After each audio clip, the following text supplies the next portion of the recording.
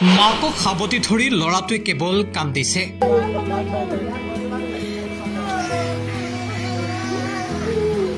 ঘৰখনত এতিয়া কেৱল কান্দোনৰ ৰোল।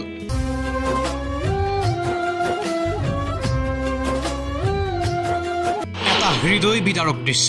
ঘৰে ঘৰে হাজিৰা কৰা ৰং কৰা লৰাটোৱে আজি চৰকাৰী চাকৰি পালে আৰু তাৰ পিছৰ দৃশ্য এয়া।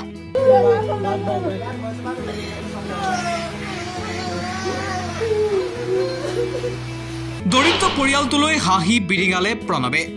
এই দৃশ্যটো দেখিলে আপুনি হয়তো অনুভৱ কৰিব পাৰিব যে চৰকাৰী চাকৰি এটা কিছুমান পৰিয়ালৰ বাবে কেৱল এটা চাকৰি নহয়। চৰকাৰী চাকৰি এটা পৰিয়ালৰ বাবে যেন জীয়াই থকাৰ এক অনন্য আশা। লখিমপুৰ জিলাৰ পানীগাঁৱৰ প্ৰণৱজ্যোতি দাসে দীৰ্ঘদিনে আনৰ ঘৰত হাজিৰা কৰিছিল। প্ৰণৱজ্যোতিয়ে ঘৰে ঘৰে গৈ মাজে সময়ে ৰং কৰিছিল আৰু তেনেকৈ এই দৰিদ্ৰ পৰিয়ালটোক পোহপাল দিছিল প্ৰণৱজ্যোতি দাসে। এটা উৰুখা পজাত থকা এই পৰিয়ালটোৱে জীৱন নিৰ্বাহ কৰাৰ বাবে অশেষ কষ্ট কৰিবলগীয়া হৈছিল। কিন্তু এই পৰিয়ালটোলৈ অৱশেষত হাঁহি বিৰিঙাই আনিলে প্ৰণৱজ্যোতি দাসে।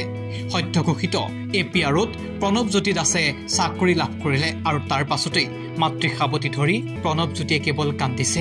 দীৰ্ঘদিন কেৱল যন্ত্ৰণাময় জীৱন কটোৱা এই পৰিয়ালটোৱে প্ৰণৱজ্যোতিৰ এই সফলতাত কিছু যেন সুখৰ এতিয়া মুখ দেখিব।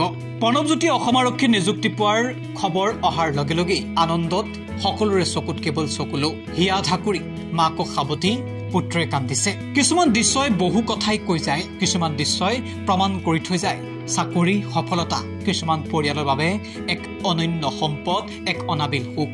উৰুখা পজাটোলৈ এতিয়া হাঁহি বিৰিঙি আহিব। অত্যন্ত কষ্ট কৰি দিনে ৰাতিয়ে কেৱল ভাত সাজৰ বাবে ঘৰে ঘৰে কাম কৰা প্ৰণৱজ্যোতিয়ে দাঙি ধৰিলে এক অনন্য নিদৰ্শন। প্ৰণৱজ্যোতি আৰু তেওঁৰ পৰিয়ালটোৱে লোকৰ ঘৰত কাম কৰি জীৱনৰ বহু বছৰ কটালে। এতিয়া ভগৱানে হয়তো চকু মেলি চাইছে পৰিয়ালটোলৈ, যাৰ বাবে এতিয়া আনন্দৰ লোটক এই পৰিয়ালটোৰ মাজলৈ। এইসমূহ ভিডিঅ' চাই আপুনিও হয়তো কোনোবাখিনিত থমকি ৰৈছে, আপোনাৰো হয়তো হৃদয়খন হয়তো এই ভিডিঅ'টোৱে চুই গৈছে। নিশ্চিতভাৱে এনে সুখ একেবাৰেই অনন্য। আমিও প্ৰণৱজ্যোতিলৈ জনাইছো অলেখ শুভেচ্ছা।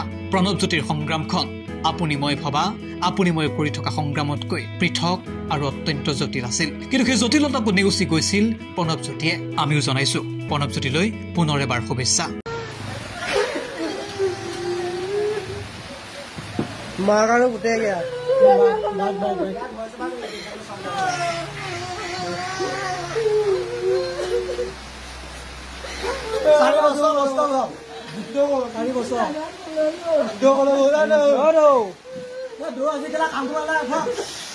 কাম বাদ দিয়ক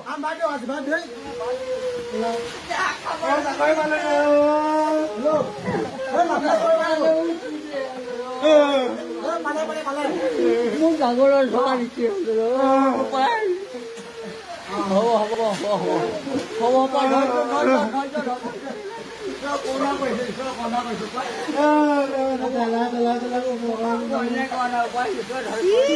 আনন্দ কৰিব লাগে বুলি কান্দি দেখুৱাই